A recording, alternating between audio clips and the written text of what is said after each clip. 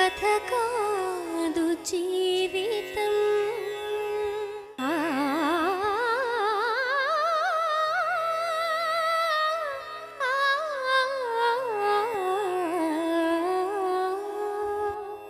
ఇది కథ కాదు జీవితం. బతుకు జట్కా బండి కార్యక్రమానికి స్వాగతం.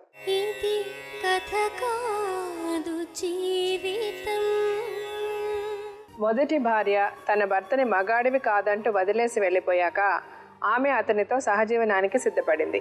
పెళ్లికి ముందే అతనితో కాపురం చేసి 4 నెలల గర్భవతి అయ్యాక అతను ఆమెను రెండో పెళ్లి చేసుకున్నాడు. కొడుకు పుట్టి అవసరం తీరిపోయాక అదనపు కట్నం కోసం భర్త ఆమెలోని లోపాలను ఎత్తి చూపి ఆమెను వదిలించేసుకున్నాడు. చివరికి తన భర్త 3వ పెళ్లి చేసుకుని తన జీవితం చీకటి పాలు చేశాడంటున్న ఓ భార్య ఆవేదన ఈరోజు బతుకు జట్కా బండిలో. ఈమె పేరు నాగమణి. నాగమణికి సైదులుతో పెళ్ళై 5 ఏళ్లయింది. సైదులుకు నాగమణితో జరిగింది రెండో పెళ్లి. సైదులు మొదటి భార్య అతన్ని మగాడివి కాదంటూ తెగేసి చెప్పి వెళ్ళిపోయింది. సైదులు మీద పడిన నిందను చెరిపేసుకోవడానికి సైదులు కుటుంబ సభ్యులు ఆమెకు మాయమాటలు చెప్పి ఆమెను సైదులుతో సహజీవనం చేయమన్నారు. ఆ తరువాత 4 నెలలకు నాగమణి నెల తప్పడంతో ఆమె కుటుంబ సభ్యులు ఆమెకు సైదులుతో పెళ్లి జరిపించారు. ఒక కొడుకు పుట్టిన తరువాత సైదులు తనను అదనపు కట్నం కోసం వేధించి తనలోని అంగవైకల్యాన్ని ఎత్తిచూపి వదిలేశాడు అని అనురాధను 3వ పెళ్లి చేసుకుని తనకు తన కొడుక్కి అన్యాయం చేశాడని తన భర్తను మార్చి తనతో పాటు తన కొడుకు భవిష్యత్తు నిలబెట్టమంటూ నాగమణి బతుకు జట్కాబండిని ఆశ్రయించింది. నాగమణి తన ఆవేదన మనతో చెప్పుకోవడానికి తన కొడుకు బంధువులతో పాటు ఇక్కడికి వచ్చింది. నన్ను తీసుకుపోతావా తీసుకుపోవా, నన్ను తీసుకుపోవా అంటే నేను తీసుకురాడు, నువ్వు కుంటిదానివి. నా ఎమ్మటి వస్తే నా పరువు పోతుంది, నువ్వు నాకు వద్దు నా ఎమ్మటి నువ్వు వస్తే నాకు పరువు పోతుంది, నేను తీసుకోపోను. 50,000 తీసుకుని వస్తేనే తీసుకొస్తా, లేకుంటే తీసుకురాను అంటుంది మేడం. మరి ఎందుకు అడగలేదు నువ్వు? ఆమె తెలియదు కదా మేడం. ఎందుకు తెలియదు? ఇప్పుడు తెలుసుకోవాలంటే ఎంతసేపు? ఏం చెప్తా కదా వినేసి చేసేసుకుంటావు పెళ్ళి. మళ్ళీ ఇప్పుడు నీకు కడుపు. ఇప్పుడు అమ్మాయి కేసు పెడితే మీరు అందరూ లోపల కూర్చోవాలి. ఏం తెలుసుకోకుండా ఎందుకు చేసుకున్నావు అని అడుగుతున్నా నేను. అదే అతను ఏం చెప్తే అదే చట్టమా? అతను చెప్పిందే రైటా? రండి నా.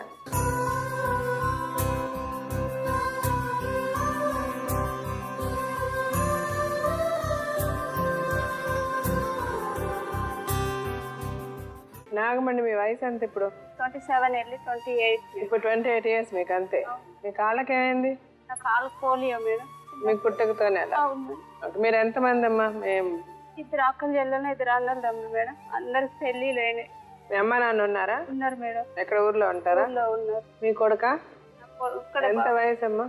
బాబుకి ఇప్పుడు 4 వెళ్ళి 5 తగిలింది మేడం. ఏమవుతారు వీళ్ళు మీకు? పంచాయతీ చేసిన పెద్ద మనిషి మేడం. మేనమావ. మీ మేనమావ? మేనమావ. సరే అసలు ఏం జరిగింది చెప్పండి.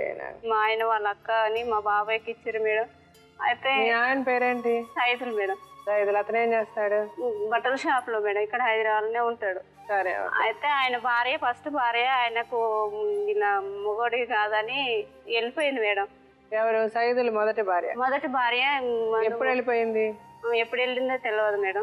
అయితే మొగోడి కాదు పెళ్ళైన వెంటనే వెళ్ళిపోయిందా? పెళ్ళి అయినాక 2 సంవత్సరానికి వెళ్ళిపోయింది మేడం. వెళ్ళిపోతే ఆ డైవర్స్ పేపర్ నాకు మా అత్త మా మామ మా ఆడబిడ్డ వాళ్ళు నాకు ఆ పేపర్ చూపించారు.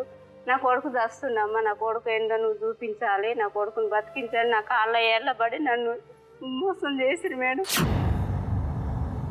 అయితే బతులాడినాక నన్ను హైదరాబాద్ ఊరికి పోతుందమ్మా, నువ్వు హైదరాబాద్ తీసుకొచ్చిరు మేడం. హైదరాబాద్ తీసుకొచ్చి 3 నెలలు రూమ్లో ఉంచారు మేడం. మా ఆయన నన్ను ఒక రూమ్లో పెట్టి కుక్కడపల్లి హౌసింగ్ బోర్డులో రాజీ గ్రూప్.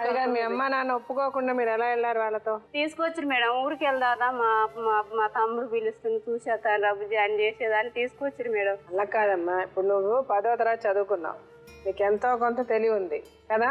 నిన్ను ఎత్తుకెళ్ళారా? చెప్పి తీసుకెళ్లారా? మీ అమ్మ నాన్న ఒప్పుకున్నారా? ఏం జరిగింది? ఎందుకు వెళ్ళావు వాళ్ళతో? పని చేసుకొని బతుకు దూరానికి తీసుకొచ్చారు మేడం. అయితే నేనేం పని చేసుకోలే, నేను ఎందుకు రావాలి మీ అమ్మటి, నేను రాను అన్నా మేడం.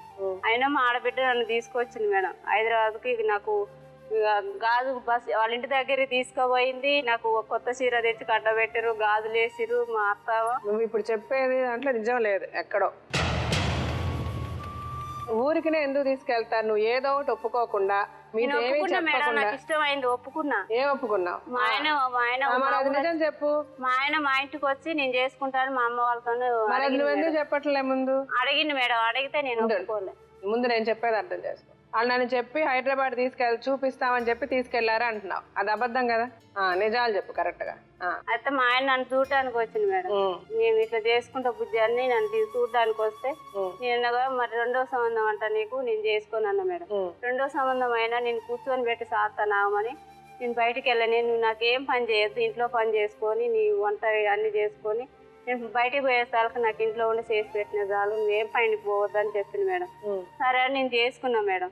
పెళ్లి చేసుకున్నాక 3 నెలలు రూమ్ లో ఉంచింది మేడం.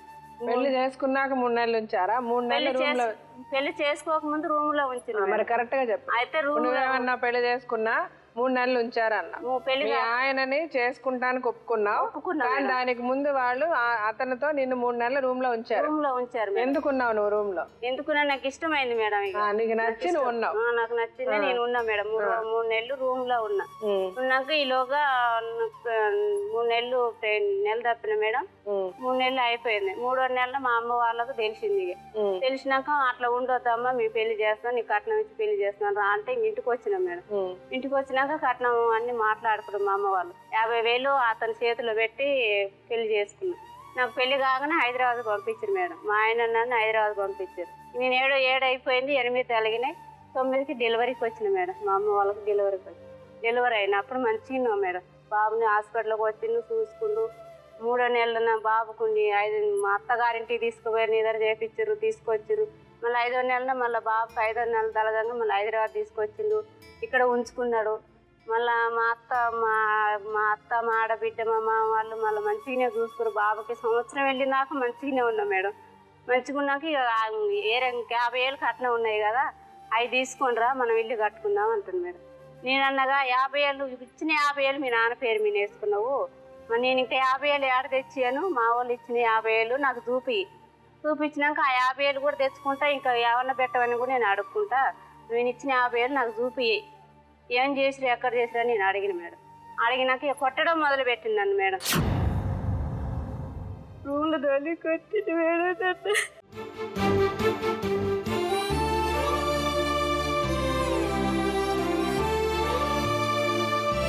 మా అమ్మ వాళ్ళకి కూడా చెప్పగలేదు మేడం, నేను మా తమ్ముడికి ఎవరికి చెప్పగలేదు మేడం.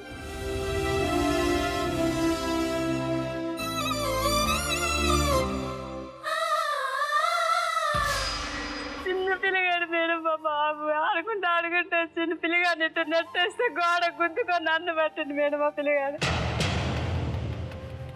నేను ఎవరికి చెప్పగలను మేడం. ఇలాంటి విషయాలు మళ్ళీ ఇంటికి చెప్పొద్దు అన్నాడు మేడం.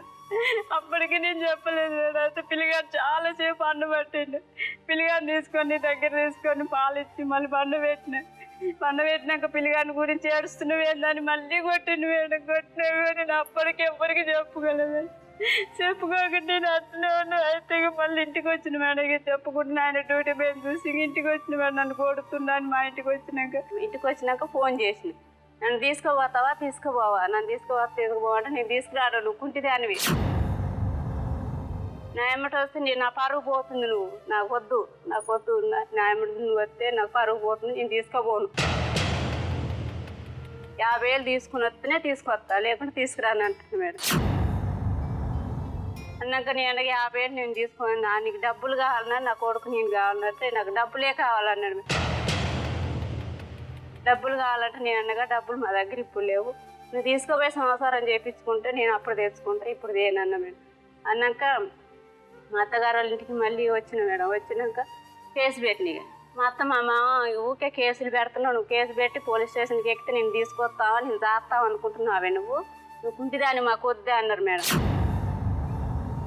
అన్నాక నేను మా ఇంటికి వచ్చిన మేడం. మా ఇంటికి వచ్చి మా ఆయనకు మళ్ళీ ఫోన్ చేసి మా అత్త మా బావ వాళ్ళు మేము పక్కనే ఉంటున్నాం మేడం. అవతల రూమ్ వాళ్ళు యువతల రూమ్ మేము ఉంటున్నాం. ఇంకా మళ్ళీ ఫోన్ చేసిన మా బావకి చేసిన. బావ మరి మీ దగ్గరే ఉంటుందిగా, ఏం పని పోతుంది మమ్మల్ని తీసుకురావట్లేదు, మరి తీసుకురాడా అని అడిగితే మాకు తెలియదు, నీ మొగడు తెలియదు, నువ్వు తెలియదు, మాకు ఎవరు తెలియదు అని ఫోన్ పెట్టేసినాను. మళ్ళీ ఫోన్ చేసింది మేడం సాయంత్రం. మళ్ళీ ఫోన్ చేయగానే అక్క మరి బావు మా ఆయన రావట్లేడు, తీసుకోవట్లేడు, మరి ఆడికి పోతున్నాని మా అక్కని అడిగింది. యువతివే నువ్వు నాకు ఫోన్ చేసింది, మా ఆయన అడుగుతున్నావు, మరి నీ మొగడు అడుగుతున్నావు, నువ్వు అడుగుతున్నావు, యువతివే నువ్వు యువతి అయితే నాకు బండ బూతులు తిట్టింది.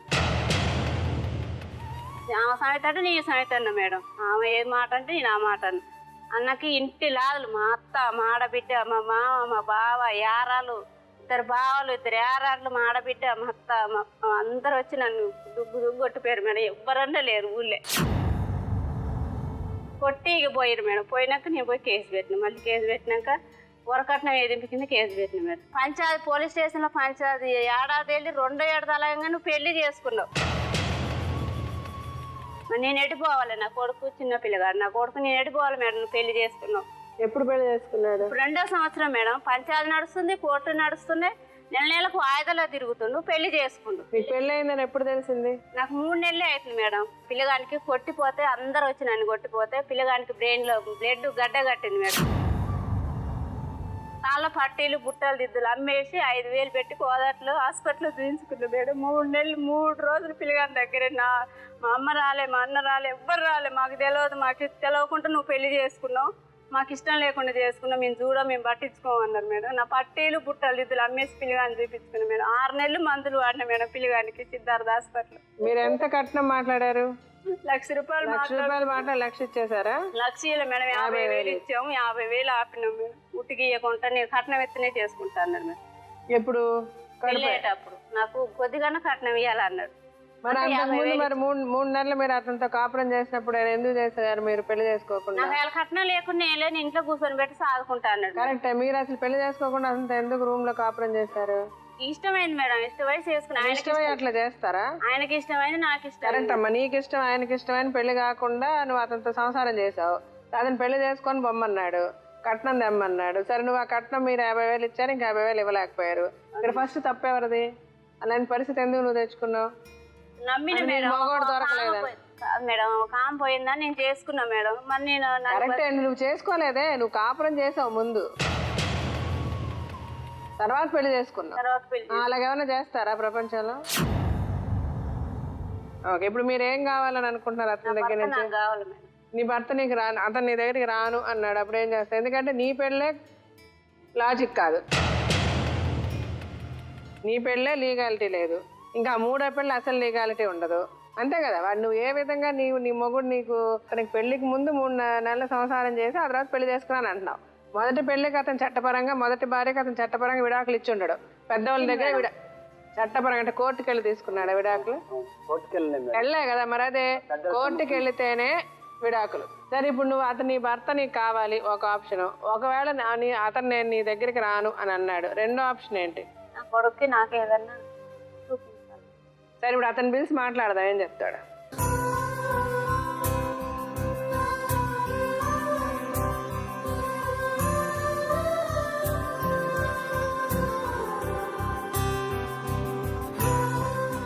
సైదులు మీరండి? మేము ఈయన తరఫున మహిళా మండలం కేసు పెట్టినవాడు పెద్ద మనిషి పోయినాడు. మీరు పెద్ద అంటే మీ ఊరు పెద్ద మనిషి? ఓకే, వాళ్ళ ఊరు పెద్ద మనిషి మీరు. Okay okay. మీ వయసు ఎంత సైదులు ఇప్పుడు? 29. ఏం పని చేస్తున్నారు మీరు? అంటే ప్లంబింగ్ పని చేసాను. మీ ఆవిడ పెళ్లి చేసుకుని ఎన్ని సంవత్సరాలు అయింది? 6 years అవుతుంది మేడం. 6 years. ఆవిడ్ని ఎందుకు పెళ్లి చేసుకున్నారు? ఇప్పుడు ప్రాబ్లం ఏంటి? అంటే అమ్మాయి నెంబర్ నాకు తీసుకున్నది మేడం. ఎప్పుడు? పెళ్లి కాకముందు. నేను హైదరాబాద్ ఉంటా. మా ఊర్లో నేనంటే ఎవరు తెలియదు, నాకు మా ఊర్లో సరిగా తెలియదు. ఫోన్ చేసి రోజు డైలీగా మాట్లాడేది మేడం.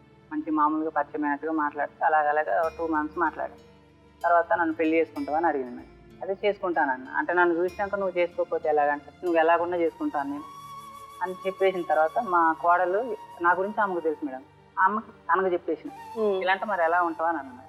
అయినా పర్లేదు, నీతో ఉన్నా చాలు, నేను ఉంటాను నేను అని వచ్చేసింది మేడం. ఉన్నాక అలాగా 3 months ఉన్నాం. 3 months ఉన్నాక 4 monthsకి తను వాళ్ళ తమ్ముడు వచ్చారు మేడం. ప్రెగ్నెంట్ అయింది. మా అన్నయ్యలు మా పక్కన 3 kilometers ఉంటారు, వాళ్ళకు తెలియదు. నేను సీక్రెట్గా నేనున్నా. అంటే వాళ్ళు నాకు ఊర్లో ఏం తెలియదు, అమ్మాయి కూడా అనుకున్నారు అప్పటి వరకు నాకేం తెలియదు. ప్రెగ్నెన్సీ నాకు తెలియదు. తెలియకుండా వీళ్ళిద్దరు వచ్చేసారు ఇంటికి. నాకు ఫోన్ చేసింది, ఇట్లా మా మామ మా తమ్ముడు వచ్చి తొందరగా నా భయం అవుతుందని తలుపు తట్టుకుంది మేడం. అప్పుడు మా అన్నయ్య దగ్గరికి వెళ్ళి అన్నయ్య లేదు సంగతి అంటే, నువ్వు ఈ పని ఎందుకు చేసినవరా, నువ్వు మన ఇంట్లో ఎవరు లేరు, నువ్వు ఈ పని ఎలా చేయాల్సి వచ్చింది, ఇప్పుడు ఎవరు ఉన్నారంటారా, నువ్వేం భయపడకు, నేను మాట్లాడతారా అని బండి మీద తీసుకొని వచ్చినాం మేడం. అప్పటికి పెళ్లి కాలే. కొన్నాక మా అన్నయ్య అన్నాడు, మీ అమ్మాయి మీరు తీసుకెళ్ళండి, పెళ్లి కాలే, అమ్మాయి ప్రెగ్నెంట్, ఇప్పుడు వాడికి ఏది తెలియదు, తీసుకెళ్ళి మీరు మాట్లాడుకొని పెళ్లి చేయాలంటే గుళ్ళో పెళ్లి చేసుకున్నారు. పెళ్లి చేశారు. పెళ్లి చేసినాక ఆడ 49,000 50,000 ఇచ్చారు. అందులో 1000 రూపాయలు నా దగ్గర నుంచి ఇలా బాబాయ్ తీసుకున్నారు. వచ్చేసినాక 5 రోజులు ఉన్నాం. ఇక 4 నెలలకు బాబు బోడు. ఇలా అమ్మని పిలిపించి తీసుకెళ్ళిపోయింది. తీసుకెళ్ళిపోయి డెలివరీ చేశారు వాళ్ళే హాస్పిటల్లో. నేను 5,000 తీసుకొని నుంచి 7 గంటలకెళ్ళి వెళ్ళిపోయాను. ఈ అమ్మాయి స్టవ్ లేకుండా పడుకుంది. బాబు నడు చూసినా నిలబడ్డా. 10 దాకా ఉన్నాం మేడం.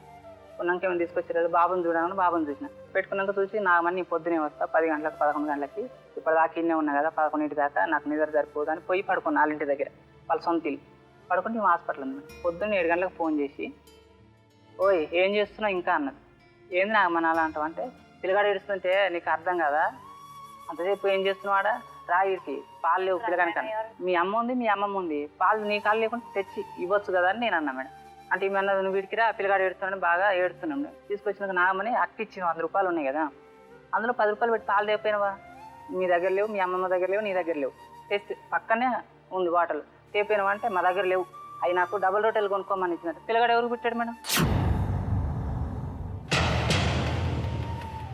నీ కొడుకు కదా నా కొడుకు కదా అంటే. అప్పట్లో మళ్ళీ నా దగ్గర తీసుకొని పోయి వాటికి కాడ బాటిల్ కొనుక్కొని పాలు కాబట్టి తెచ్చి ఇచ్చానో లేదా అడగండి. ఆయన కూడా లేదు నాగమని ఇలా చేసినావు, మంచిగా ఇలా చేస్తాను, మీ అమ్మమ్మ ఉండే మీ అమ్మ ఉన్నట్టు మీ అమ్మ 4 అన్నది కదా అని నేను అడిగి, 4 అన్నది పెద్ద ఆమెకు తెలియదు ఆ పిల్లగాడు ఏడుస్తుంటే అంటే ఏమో ఒక మాట అన్నది.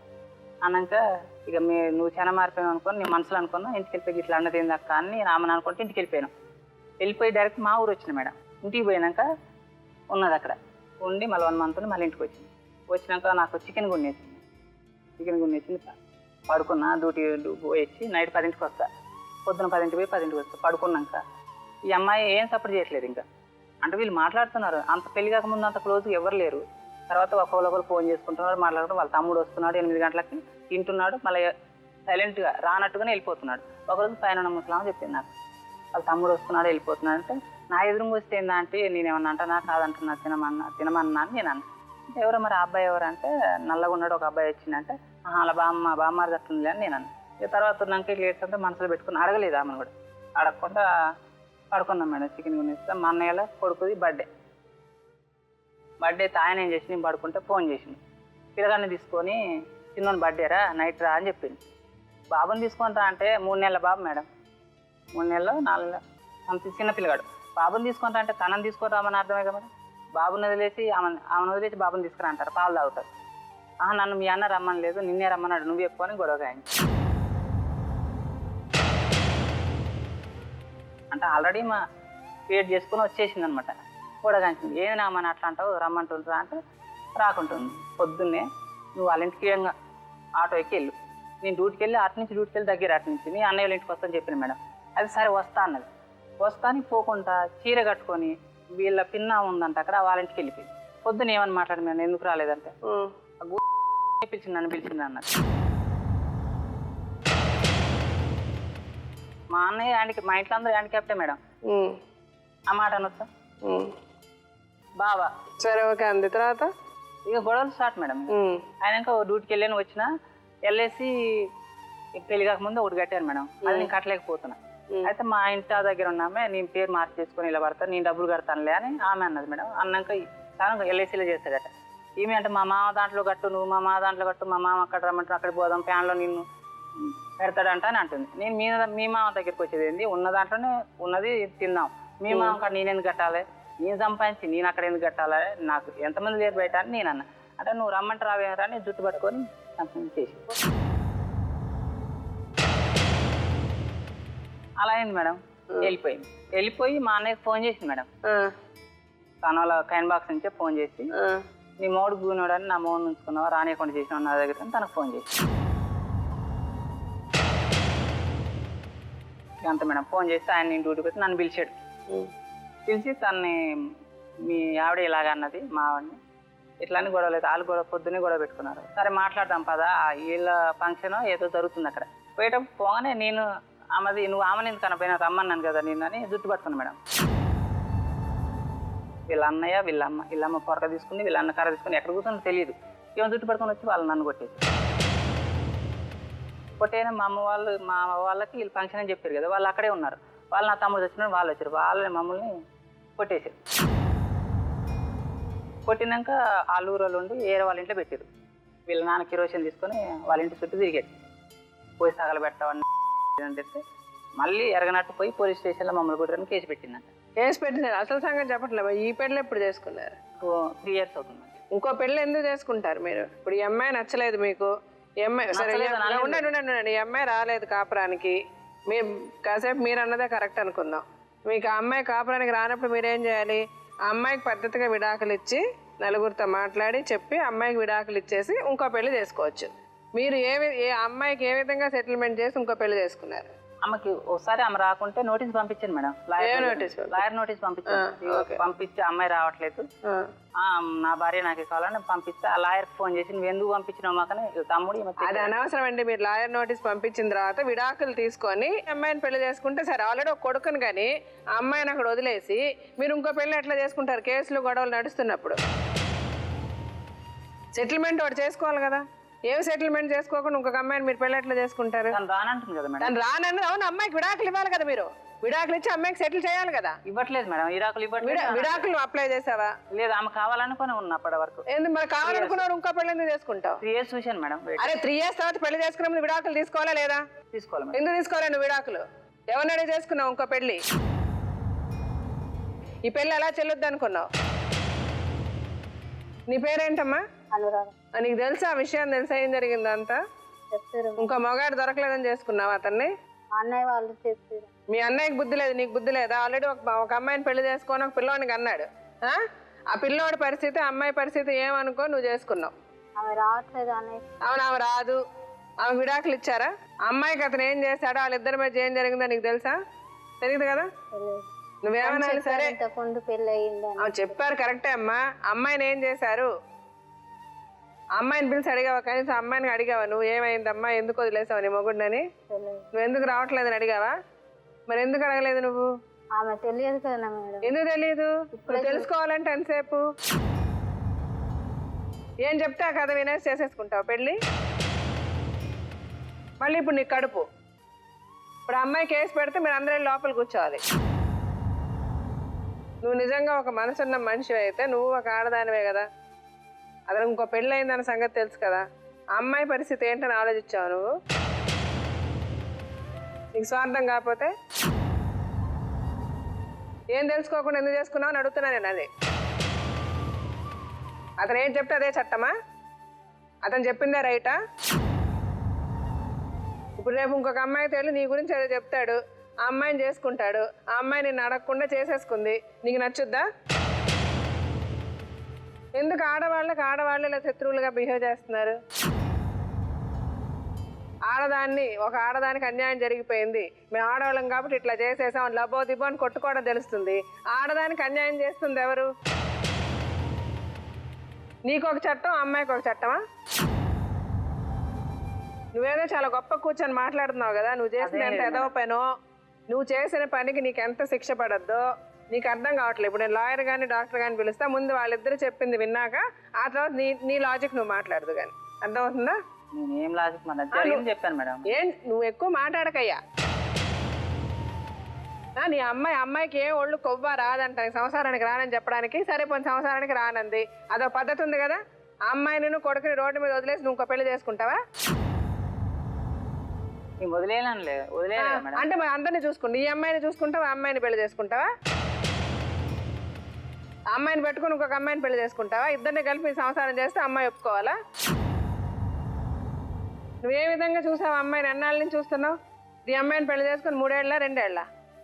ఈ 2 ఏళ్ళ అమ్మాయి ఏమైంది? 3 years అమ్మాయి ఏమైంది? ఆ పిల్లోడు ఎలా బతికాడు చూసావా నువ్వు? వాళ్ళ గురించి ఏం పట్టించుకున్నావు? సిగ్గుండాలి కదా. నోటికి అన్నమే కదా తింటున్నావు, గడ్డ అయితే తింటలే కదా.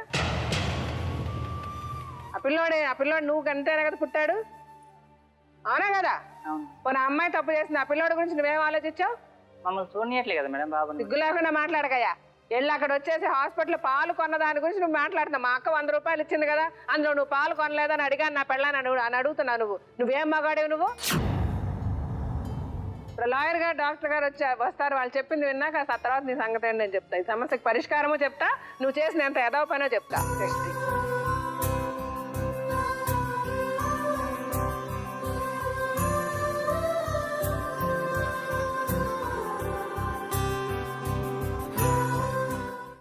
చెప్పండి సార్. మేడం సైదుల్ గారు, అంటే వాస్తవానికి ఏంటంటే ఇక్కడ 2 రకాలు, అంటే అనురాధ గారిని లేదా ఏమ్మా నాగమణి, వీళ్ళిద్దరిని ఒక బాక్స్లో పెడితే సైదుల్ గారిని ఇంకో బాక్స్లో పెట్టచ్చు మేడం. అంటే ఏంటంటే వీళ్ళిద్దరు చెప్పేటటువంటి తీరు, స్టోరీ క్రమం ఇది ఎలా ఉంది అంటే కనుక మాకు ఉండేటటువంటి, అంటే నువ్వు ఆ అమ్మాయి 10th, నువ్వు 8th, మా తల్లిదండ్రులు చెప్పారు కాబట్టి, లేకపోతే దిక్కుతోచినటువంటి పరిస్థితిలో మేము పెళ్లి చేసుకున్నాం. అంటే మన బ్రెయిన్ అన్న దానికి చదువు అన్న దాంతో పొంతం లేకుండా అయిపోయిందన్నమాట. మనకు తెలిసినటువంటి ప్రపంచంతో కానీ మన చదువుతో కానీ పొంతం లేకుండా మన ఆలోచన శైలిని అన్నది వాడకుండా చేసుకోవటం అన్నది మీ ఇద్దరు వంతు. అందుగురించే ఒకప్పుడు సైదుల గురించి గారిని మనం బాగా అర్థం చేసుకోవాలంటే మేడం, ఫస్ట్ నాగమణి, అనురాధ లాంటి వాళ్ళ గురించి మాట్లాడాలి. అంటే చాలా మంది అంటారు మాకు తెలియక చేసామండి, మేము చదువుకోక చేసామండి, మా కళ్ళు మూసుకుపోయి చేసామండి అని అంటారు. కానీ వాస్తవానికి ఇవన్నీ తప్పే. ప్రతి మనిషికి కూడా సబ్ కాన్షియస్ మెకానిజం అనేటటువంటి ఒక బ్రెయిన్ మెకానిజం ఉంటుందండి. అంటే ఏంటంటే మనం చూసేటటువంటి వాస్తవాలు బట్టి, అనుభవాలు బట్టి, అనుభూతులు బట్టి మనకి ఏంటంటే ఒక నేర్పరితనం వస్తుంది. మ్యారేజ్ అన్నటువంటిది, పెళ్లి అనేటటువంటి అంశం గురించి నీకు ఏ స్థాయిలో పెళ్లికి ముందు నీకు తెలుసు అనేటటువంటి అంశం మీద కొన్ని 100 ప్రశ్నలు ఉన్నాయి నాగమణి. పెళ్లి గురించి నీకు ఏమీ తెలియదు. ఒక ఆకర్షణకు లోనైనటువంటి వ్యక్తి, ఫోన్లో మాట నచ్చినటువంటి వ్యక్తిని నేను పెళ్లి చేసుకోవాలి అని అనుకున్నాను. ఆఖరికి ఏ స్థాయికి దిగజారిపోయావు అంటే కనుక పెళ్లికి ముందే సంసారం చేసేటటువంటి పరిస్థితి వచ్చింది. అంటే కనుక పెళ్లికి నువ్వు ఎంత ఇంపార్టెన్స్ ఇచ్చావు, అంటే పెళ్లి అనేటటువంటి అంశం గురించి నీకు ఎటువంటి విశ్లేషణ, ఆలోచన లేకుండా పెళ్లి అనేటటువంటి ఒక కార్యక్రమం అయిపోతే కనుక తల్లిదండ్రుల భుజస్కంధాల నుంచి భారం తీసేయచ్చు, లేదంటే నాకంటూ ఒక మగ దిక్కు దొరుకుతాడు అనేటటువంటి నీలో ఉండేటటువంటి తెలియనటువంటి అభద్రత తీర్చుకోవటం గురించి నువ్వు పెళ్లి చేస్తావు. ఇది చాలా ఇంపార్టెంట్ ఫ్యాక్ట్ అమ్మా. ఎందుకంటే చాలా మంది స్త్రీలు, ఇంక్లూడింగ్ అనురాధ కూడా, అనురాధ గారి గురించి కూడా, ఆ అమ్మాయి గురించి కూడా మాట్లాడాలి. ఎందుకు మాట్లాడాలి అంటే కనుక సేమ్ సిచ్యువేషన్. ఎటొచ్చి డిఫరెన్స్ ఏంటంటే నీకు చేదోడు వాదాడుగా ఒక 4 మనుషులు నీ చుట్టూరు కనిపిస్తున్నారు, ఆ అమ్మాయి కనిపించట్లేదు, కేవలం వాళ్ళ అన్నయ్య ఈ అమ్మాయి మెడ నుంచి పెళ్లి చేసాడు అని అమ్మాయి అంటుంది. సో ఇక్కడ కూడా సిచ్యువేషన్ సేమే. సో మీలాంటి ఆలోచన శైలి ఉన్నా కూడా ఆలోచించినటువంటి వ్యక్తులు ఉన్నంత కాలము ప్లంబర్ ఉద్యోగం చేస్తూ ప్రపంచ జ్ఞానం కొద్దో గొప్ప తెలిసినటువంటి సైదులు లాంటి వ్యక్తులు ప్రత్యక్షం అవుతూనే ఉంటారు. ఇటువంటి సందర్భంలో మేడం ఈ టెస్టింగ్ ప్రేమ, అంటే టెస్టింగ్ సంసారం ఏదైతే 3 నెలలు చేశారో అమ్మా, ఇది చాలా మానవత, దీనికి చాలా అన్యాయం అని నేను చెప్పాలి, చాలా ఘోరం అది. అలా ఎవరు చేయరు. నువ్వు చేసినటువంటి తప్పు ఏదన్నా ఉంది అంటే కనుక ప్రథమంగా దాని గురించి ఎన్ని రోజుల పాటు మాట్లాడినా కూడా తప్పు, చాలా పెద్ద తప్పది. పెళ్లి చేసుకున్న తర్వాత చేయవలసినటువంటి అంశాన్ని మీరు పెళ్లికి ముందే మొదలు పెట్టారు, టెస్టింగ్ చేసుకున్నారు, కేవలం టెస్టింగ్. అతను నిజంగా వాళ్ళ భార్య ఏ కారణం చేత వదిలేసిందో ఆ కారణం నిజమా కాదా అనేటటువంటి అంశాన్ని మీరు ప్రూవ్ చేసుకోవటం గురించి చేసినటువంటి టెస్ట్ లాగే మేము పరిగణిస్తాం. ఒక ముక్కు మొహం తెలియనటువంటి వ్యక్తితో ఫోన్లో మాట్లాడిన తర్వాత నేను ఎలాగున్నా కూడా నువ్వు నన్ను చేసుకుంటావా అనేటటువంటి ఏకైక గ్యారంటీతో నువ్వు అతను పెళ్లి చేసుకుని నిలకడలేనటువంటి సంసారం చేసావు. పెళ్లి అనేటటువంటి అంశంలో నువ్వు చూసినటువంటి తొందరపాటు, సంసారం చేయటంలో ఉండేటటువంటి నిలకడతనం అన్న దానికి రెండింటి మధ్యన చాలా వ్యత్యాసం ఉంది. అక్కడ ఉండేటటువంటి తొందరపాటు, ఇక్కడ ఉండేటటువంటి నిలకడతనానికి కొద్దిగా ఊపిరి పోతుంటే కనుక బహుశా నీ సంసారం నిలబడి ఉండేది. అంటే ఏంటి, అక్కడ నీకు ఉండేటటువంటి పట్టుదల ఇక్కడ కొద్దిగా ఓపిక నేర్పించవలసింది. వాస్తవానికి ఏంటంటే అక్కడ ఉన్నటువంటి పట్టుదలలో 10% అన్నా కూడా నీకు ఓపిక, ఓర్పు, అతని మనసును గెలుచుకునేటటువంటి ప్రయత్నం, అతని నమ్మకం గెలుచుకునేటటువంటి ప్రయత్నం, అతను ఒక 2 మాటలు అన్నా కూడా పడి ఊరుకునేటటువంటి తత్వం నీలో ఉండుంటే కనుక ఈ రోజు నీ కొడుకు తండ్రి లేనటువంటి పరిస్థితి ఉండేది కాదు. సైదుల విషయానికి వస్తే మేడం, ఇది కంప్లీట్గా ఒక రాంగ్ కాన్సెప్ట్ మీద నడుస్తున్నటువంటి వ్యవహారం మేడం. అంటే ఏంటంటే నేను అనుకోవటం ఏంటంటే మేడం, పిల్లలు పుట్టకపోతే, అంటే చాలా మంది వ్యక్తులను మనం చూస్తూ ఉంటాం, పిల్లలు పుట్టకపోతే, భార్య సంసారానికి రాకపోతే కనుక దట్ ఈజ్ ఈక్వల్ టు మనం వెళ్ళి ఇంకో పెళ్లి చేసుకోవచ్చు. ఇది ఏదైతే ఉందో ఈ కాన్సెప్ట్ అతనికి బహుశా అతను మొదటి భార్య నేర్పిందేమో అని అనిపిస్తుంది నాకు. అంటే ఏంటంటే ఆవిడ సంసారానికి రాలేదు, డైవర్స్ తీసుకుంది కాబట్టి ఈవిడ్ని లోపరుచుకున్నావు, ఈవిడ్ని ప్రేమించుకున్నావు, ఈవిడ్ని పెళ్లి చేసుకున్నావు. ఈవిడ మళ్ళీ సంసారానికి రాలేదు కాబట్టి ఈ అమ్మాయిని మళ్ళీ పెళ్లి చేసుకున్నావు. అంటే ఇక్కడ ఏంటంటే సంసారానికి టాప్ మోస్ట్ ప్రయారిటీ ఇస్తున్నాము, అంటే భార్యాభర్తల ఫిజికల్ రిలేషన్షిప్కి టాప్ మోస్ట్ ప్రయారిటీ ఇస్తున్నాము, బాధ్యతలకి 0 ప్రయారిటీ ఇస్తున్నాము. ఎటువంటి బాధ్యతలు? భార్య అనేటటువంటి బాధ్యత ఎలాగలేదు, పుట్టినటువంటి పిల్లల మీద ఉండేటటువంటి బాధ్యత. మేడం ఎప్పుడు కూడా అదే లబోదిబో అని అంటాం, వాళ్ళ మీద ఉండేటటువంటి రెస్పాన్సిబిలిటీ. ఒక కొడుకు పుట్టాడు, నాకు ఇది చేయలేదు, అది చేయలేదు, నాకు కాలు నొప్పి వచ్చింది, చికెన్ గునియా వచ్చిందని చెప్పి 100 సార్లు చెప్పి ఇక్కడ స్టేజ్ మీదకి వచ్చాడు. నీ చికెన్ గునియా నీకు అంత ఇంపార్టెంట్ అయినప్పుడు నీ కొడుకు 2 సంవత్సరాలు బట్టి ఎంత అవస్థలు పడుతున్నా అనేటటువంటి మినిమం బాధ్యత మీకు ఉండదు. నా కొడుకు దగ్గరికి రానివ్వట్లేదంటే కనుక ఏ తండ్రి దగ్గర నుంచి కొడుకు యొక్క హక్కు తీసేసేటటువంటి ఎవరికీ లేదు. ఆ హక్కు హక్కే, అది నిర్వర్తించడంలో బాధ్యత విస్మరించింది మీరు సైదులు గారు. అది మీరు మనస్ఫూర్తిగా అంగీకరించవలసినటువంటి అంశం. కానీ అక్కడ కొడుకు అంటే కనుక భార్యాభర్తల మధ్యన ఉండేటటువంటి రిలేషన్షిప్, ఆ వ్యామోహాన్ని మీరు ఆపుకోలేకపోయారు. దానివల్ల ఏంటంటే అలాంటి మీలాంటి మనస్తత్వం ఉండేటటువంటి వాళ్ళందరిలోని అనురాధ లాంటి వాళ్ళు కానీ లేకపోతే నాగమణి లాంటి వాళ్ళ మనస్తత్వం ఉండేటటువంటి దిక్కుతోచనటువంటి పరిస్థితుల్లో గుర్తుపెట్టుకోండి, వీళ్ళిద్దరూ మిమ్మల్ని కోరి పెళ్లి చేసుకోలేదు. దిక్కుతోచనటువంటి పరిస్థితుల్లో అంటే వెనక ముందు దగ్గరుండి మంచి సంబంధం చూసి పెళ్లి చేసేటటువంటి పెద్దలు లేని పక్షంలో సైదులు అనేటటువంటి వ్యక్తి నచ్చాడే కానీ, అంతేగాని సైదుల్లో ఏవో సగుణాలు ఉన్నాయనో, సైదులు అనేటటువంటి వ్యక్తి వాళ్ళని ఉద్ధరించి బాగా చూసుకుంటాడని అంటే ఇవి కాంప్రమైజ్డ్ మ్యారేజ్. అంటే మీ అవసరం గురించి వాళ్ళ దగ్గరికి వచ్చారు, వాళ్ళ అవసరం గురించి మీ దగ్గరికి వచ్చారు, అంతేగాని ఇది పెళ్లి కాదు. సో దీనివల్ల మనకు వచ్చేటటువంటి దిక్కుతోచినటువంటి పరిస్థితి ప్రతిసారి మనం చూసేటటువంటి అంశంలాగే పిల్లలు ప్లస్ అది ఎక్కడ ఆగకుండా పిల్లలు కనేటటువంటి క్రమంలో పోటీతత్వం చూపెట్టడం, పనికిమాలిన పోటీతత్వం. సో ఏంటంటే ఇలా నేను పిల్లలు కనేశాను, ప్రెగ్నెన్సీ వచ్చేసింది కాబట్టి వీళ్ళ మట్టుకు వీళ్ళు సానుభూతి కోరుకునేటటువంటి అంశం. అంటే గతం అని చెప్పి దూరంగా తోసేసి సానుభూతితో మిమ్మల్ని పొందాలి అని అనుకునేటటువంటి తత్వం. సో దీనికి ఎవరు బలిపశువులు అవుతున్నారు అంటే కనుక పుట్టినటువంటి పిల్లలు, పుట్టబోయేటటువంటి పిల్లలు. ఇది దిక్కుతోచినటువంటి పరిస్థితి.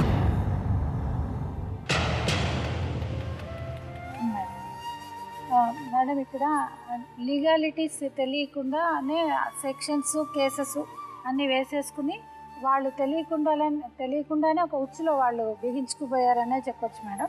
ఇందులో ఏంటంటే ఆల్రెడీ ఈయన 31/12/2012 రోజు నాడు 12వ సంవత్సరంలో ఒక లీగల్ నోటీస్ లాంటిది ఇచ్చాం. లీగల్ నోటీస్ పంపించి ఏంటంటే నా భార్య నాకు కావాలి అని చెప్పేసి, అంటే దీన్నే రెస్టిట్యూషన్ ఆఫ్ కాంజుగల్ రైట్స్ అని అంటారు. 2013 అంటే ఇది అయిన తర్వాత ఇంచుమించు ఒక సంవత్సరం తర్వాత 2013లో సెక్షన్ 498A కింద 8 మంది మీద మీరు అందరి మీద కేసులు అనేవి వేసేసారు. ఇంకొకటి ఏమైపోయిందంటే మీకు తెలియని ఒక డేంజర్ మీ వెనకాల ఉందండి సైదులు. అదేంటంటే మీరు 2వ పెళ్లి చేసుకున్నారు, కానీ ట్రయల్ అయితే ఇక్కడ జరుగుతుంది 3 సంవత్సరాల నుంచి. ఈ అమ్మాయి ఒక మాట ఏమని చెప్తోంది, నాకు నా భర్త కావాలి. అమ్మ 498 ట్రయల్ జరిగినప్పుడు ఎప్పుడైనా కూడా నువ్వు కంప్లైంట్ అంటే నువ్వు వెళ్ళాల్సిన అవసరం లేదు, కానీ వాళ్ళు ప్రతి డేట్కి వాళ్ళు వెళ్ళాలి. కానీ నువ్వు తెలుసుకుని నా భర్త కావాలి అని నీకు ఎప్పుడైనా అనుకున్నప్పుడు నువ్వు ఇమీడియట్గా నువ్వు జడ్జి గారి దగ్గర చెప్పొచ్చు, ఈ కేసు ఇలా ట్రయల్లో ఉంది కనుక నేను నా భర్తతో కలిసే అవకాశం నాకు కల్పించండి, నాకు కౌన్సిలింగ్ అనేది ఏర్పరచండి, మాకు స్పెషల్ కౌన్సిలర్స్ తోటి మాకు కౌన్సిలింగ్ అనేది చేయించండి అని చెప్పి నువ్వు చెప్పగలిగే అవకాశం ఉంది. కానీ అది ఎప్పుడు ఉపయోగించుకోవాలి. కేవలం నా భర్త కావాలి అనే ఉంటున్నావు తప్ప 498 వేసిన తర్వాత నా భర్త కావాలి అని చెప్పి కోర్టు కాదు. నాది 498 నువ్వు ఎందుకు వేసావంటే వాళ్ళని శిక్షించడానికి వేసావు. నీ భర్తని ఇంకొకటి కోర్టు ఏమంటుందంటే 4 సంవత్సరాల నుంచి 498 అనేది పెండింగ్లో ఉంది, నువ్వు ఎక్కడ నీ భర్తను నువ్వు కోరుకోలేదు కనుక నీకు అతనితోటి కలిసి కాపురం చేసే ఇంట్రెస్ట్ లేదు అనేది ఒకటి మాత్రం దృష్టిలోకి వస్తుంది. ఇంకొకటి పెద్ద ఉపద్రవము సైదులకు వెనకాల నుంచి వచ్చేది ఏంటంటే 498 పెండింగ్లో ఉన్నా కూడా 495 అంటే ఆయన ఇంకో పెళ్లి కూడా చేసుకున్నాడు కదా, దానికి కూడా ఆయన శిక్షకు అర్హులవుతారు. ఇప్పుడు ఏంటంటే నువ్వు భార్యవైనా నువ్వు ఉన్నా కూడా నువ్వు రేపొద్దున బయటకు వచ్చి చెప్పలేని పరిస్థితి. ఎందుకంటే లీగల్గా విడిపోలేదు ఈ అమ్మాయి. ఏంటి కోర్టుకు వస్తుంది వెళ్ళిపోతుంది. ఇంకొకటి అమ్మ నీ భర్త కావాలి అని అనుకున్నప్పుడు ఇందాక మేము చెప్పినప్పుడు ఏదైనా ఇప్పుడు ఆ అవకాశాన్ని కూడా నీ చేతులారా పోగొట్టేసుకున్నావు. ఎందుకంటే అక్కడ ఇంకొక అమ్మాయి కూడా ఉంది. ఇంకొకటి ఆయన రేపొద్దున డైవర్స్ వేసుకుంటే వస్తుందా లేదా అనేదండి లీగల్ పాయింట్స్ చూస్తే కేసులు వేసేసింది, ఆవిడ ఇంట్లోకి వెళ్ళిపోయింది. కనుక దీంట్లో ఆయన వేసుకుంటే డెజర్షన్ అనే ఒక పాయింట్ ఆయనకి అట్రాక్ట్ అవుతుంది. డెజర్షన్ అంటే 2 సంవత్సరాల కంటే కూడా భార్య భర్తలు వేరే ఉంటే కేసులు వేసుకున్నా కూడా ఎటువంటి ప్రయత్నాలు చేయనప్పుడు అలాంటి వాళ్లకు డైవర్స్ అనేది ఈజీగా ఇవ్వచ్చు అని కోర్టు చెప్తుంది. సో ఇవన్నీ బట్టి చూస్తే ఏంటంటే ట్రయల్లో వాళ్ళకి శిక్ష పడే అవకాశాలు ఉన్నాయి. వీళ్ళిద్దరు కలిసే అవకాశాలు, ఎందుకంటే ఆమె చేతులారా రాను పోగొట్టేసుకుందని చెప్పాలి. ఆయన 2012లో ఇచ్చిన నోటీస్కి ఎలాంటి రియాక్షన్ లేదు కనుక ఆయన రేపొద్దున వేసిన ఏ డైవర్స్కైనా కూడా అవన్నీ కూడా బలమైన పాయింట్లు. కోర్టుకి నేను వెళ్ళాను, ప్రయత్నం చేశాను ఏమన్నా కూడా కుదరదు. ఏవైనా పేపర్లతోటే మాట్లాడతారు, పేపర్లే ఎవిడెన్సులు. ఇంకొకటి ఏంటంటేనమ్మా, నీవు ఇంతమంది ముందు మేము పదే చదివిన సెక్షన్ 498A మిస్యూజ్ కావడంలో ఎక్కువ డిస్కషన్స్ జరుగుతున్నాయి కనుకమ్మ, ఒకటి నీకు భర్త మీద కోపం ఉన్నప్పుడు భర్త ఆ తర్వాత వాళ్ళకు సహకరించిన ఒకరిద్దరి మీదనే నువ్వు టార్గెట్ చేయి, అంతే తప్ప వాళ్ళని పెద్దవాళ్ళు ఎవరైతే వాళ్ళ కన్న తల్లిదండ్రుల వల్ల టార్గెట్ చేయడం వలన ఈ సెక్షన్ యొక్క ఇంపార్టెన్స్ డైల్యూట్ అయిపోతుంది. 3 ఏళ్ల నుంచి నువ్వు తిప్పడం అన్నది ఉంది చూడమ్మా, నువ్వు ఆయనతో కలిసి ఉన్నదానికంటే కూడా అది పెద్ద శిక్ష. ఇంకా ఆయన జైలుకి కూడా వెళ్ళారని కూడా చెప్పారు. సో జైలుకి వెళ్ళారు ఇవన్నీ అని అంటే కూడా అన్ని పాసిబిలిటీస్ మెల్లిమెల్లిగా కూడా తగ్గిపోయాయి మీ దాంట్లో. ఇప్పుడు ఏం చేద్దాం అనుకుంటున్నాను? నీకేం కావాలి? అతనితో తీసుకెళ్తే నీ సంసారానికి అతను తీసుకెళ్తే నువ్వు సంసారానికి నా కొడుకుని తండ్రి లేని వాడిని చేయదు. నా కొడుకు పుట్టిన కాంచి తండ్రి ప్రేమ తెలియదు. అతనికి అసలు కొడుకు అంటేనే ఒక లెక్క జమ లేదు కదా. మీరేం చేయాలనుకుంటున్నారు? తీసుకెళ్తాను మేడం. కాపురాన్ని తీసుకెళ్తారు, మరి ఆవిడని ఏం చేద్దాం అనుకుంటున్నారు? ఇద్దరు చూసుకుంటాను. ఇద్దరు ఒకే ఇంట్లో పెట్టి చూసుకుంటారా? కాదు మేడం, ఇద్దరికి పడలేదు అనుకోండి ఒక ఇంట్లో, పక్కన వేరే ఇంట్లోనే. ఇద్దరిలో పడద్దు. ఇప్పుడు నీ పెళ్ళం నిన్ను పెట్టుకొని నువ్వు ఫర్ ఎగ్జాంపుల్ నీకు బదులు సేమ్ నువ్వు చేసినట్టే ఆవిడ చేసింది, ఇంకొకరిని చేసుకుంది. నువ్వు చేసుకున్నావు కదా, ఎందుకు ఆడవాళ్ళు చేసుకోకూడదా? మన మగవాళ్ళు పెళ్ళం ఉన్నా కూడా ఇంకొక 2-3 ఆడవాళ్ళు చేసుకున్నా పెళ్ళాలను చేసుకున్నా తప్పులేదు. మరి అదే ఆ అమ్మాయి నీ పెళ్ళాము, నా మొగుడు సరిలేడు, నా మొగుడు నేను చెప్పినట్టు వింటలే, దాన్ని ఉండరా నేను ఇంకొకటి చేసుకుంటానని చేసుకుంటే తప్పేంటి? అలా చేసుకొని మీ ఇద్దరిని ఒకే ఇంట్లో పెట్టుకొని ముగ్గురు కలిసి ఒకే ఇంట్లో కాపురం చేస్తారా? దానికి ఇంత ఆలోచించాల్సి వస్తుంది. కానీ మీరు మటుకు మీ పెళ్ళాం ఉండగా ఇంకొక అమ్మాయిని చేసుకుంటారు, అందరినీ కలిపి ఒప్పుకుంటే ఒకే ఇంట్లో పెట్టి సంసారం చేస్తారు. కానీ పెళ్ళిళ్ళ విషయాలు వచ్చినప్పుడు మటుకు మీకు సపరేట్ రూల్, ఆడవాళ్ళకి సపరేట్ రూల్. అతను నిన్ను చూసుకుంటాడంటమ్మా. ఆ అమ్మాయిని ఇప్పుడు వదిలేయమని మనం చెప్పలేం కదా. నువ్వు 2 సంవత్సరాలు అతను వదిలేసి ఉన్నావు. సో ఇప్పుడు ఎప్పుడేమో నిన్ను చూసుకుంటానంటున్నాడు అతను. నేను తీసుకెళ్తా, నా కొడుకుని నా పెళ్ళాన్ని చూసుకుంటా అంటున్నాడు. అలాగని ఆ అమ్మాయిని అతనే చూసుకోవాలి. కాకపోతే మీరిద్దరు కలిసి ఒకే ఇంట్లో ఉంటారా, సపరేట్ ఉంటారా అన్న చెప్పు. నేను ఒకే ఇంట్లో ఉండను మేడం, సపరేట్గా ఉంటాం. ఆమె దగ్గరికి ఆ అమ్మాయిని ఎక్కడ పెట్టుకుంటావు మాకు సంబంధం లేదు. నువ్వు వేరే రూమ్ తీసి పెడతావా, నువ్వు అమ్మాయితో ఎట్లా సంబంధం చేసుకుంటావు మాకు అనవసరం. మేము అమ్మాయిని ఇద్దరిని కలపడానికి లేదు. నువ్వు ఆ అమ్మాయి మొగుడుగా, ఆ పిల్లోడికి తండ్రిగా వెళ్ళి ఆ అమ్మాయితో సంసారం చేయాలి. అంతవరకు చేస్తావా చేయవా? ఈ అమ్మాయి నీ ఇష్టం, నువ్వు ఎక్కడ పెట్టుకుంటావు ఏం చేసుకుంటావు అది మాకు సంబంధం లేదు. ఈ అమ్మాయికి ప్రెగ్నెంట్ కాకనే ఇంకొక పాప ఉంది. ఇప్పుడు వీళ్ళిద్దరికి పుట్టారు ఇంకా ఇల్లు. అవును మేడం, ఇంకో చైల్డ్ ఉంది బాగా. ఇంకా మీకు విషయం ఇల్లు ఎవరు చెప్పలే. అంటే ఆల్రెడీ ఒక కూతురు, ఇప్పుడు మళ్ళీ 2వ ప్రెగ్నెన్సీ నా అమ్మాయికి.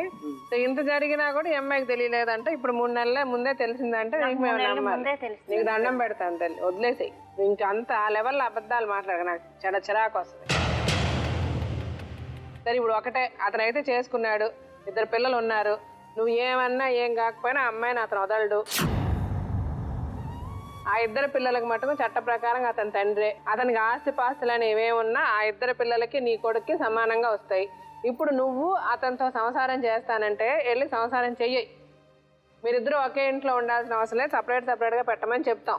లేదు నాకు వద్దు అతను, నాకు జీవితంలో అతనితో వద్దు, నాకు ఏదైనా ఒక సెటిల్మెంట్ టోటల్గా నాకు నా పిల్లోడికి చేసేయమనండి అంటే మాట్లాడదాం. విడాకులు ఇచ్చేసేయి. అలా చేయాలంటే నువ్వు అతని విడాకులు ఇచ్చేసేయి, నీకు ఏదైనా సెటిల్మెంట్ మాట్లాడతాం. లేదు ఆ అమ్మాయిని వేరే పెడతాడు, నిన్ను వేరే పెడతాడు, ఆ అమ్మాయి కుటుంబం ఆ అమ్మాయిని చూసుకుంటాడు, నిన్ను చూసుకుంటాడు, నీ కొడుకుని చూసుకుంటాడు, ఆవిడకి పుట్టిన పిల్లల్ని చూసుకుంటాడు, అతనికి చేతనైనట్టు సంసారం చేస్తాడు, ఉండి సంసారం చేయండి. నువ్వు ఆ అమ్మాయిని, ఆ అమ్మాయికి ఏమాత్రం కష్టం కలిగించినా ఎత్తుక్కొని వచ్చి కొడతా. చూసుకుంటా మరి అది నీ తదనంతరం ఏదైతే ప్రాపర్టీ నీకు వస్తుందో అది నీ పిల్లోడి పేరు మీద ఇప్పుడే రాసి, ఆ పిల్లోడు పెద్ద అయినప్పుడు ఆ పిల్లోడికి రాని రిజిస్టర్ చేసి మీ దగ్గర పెట్టుకోండి డాక్యుమెంట్. వెళ్ళమ్మా, వెళ్ళు కాపురానికి.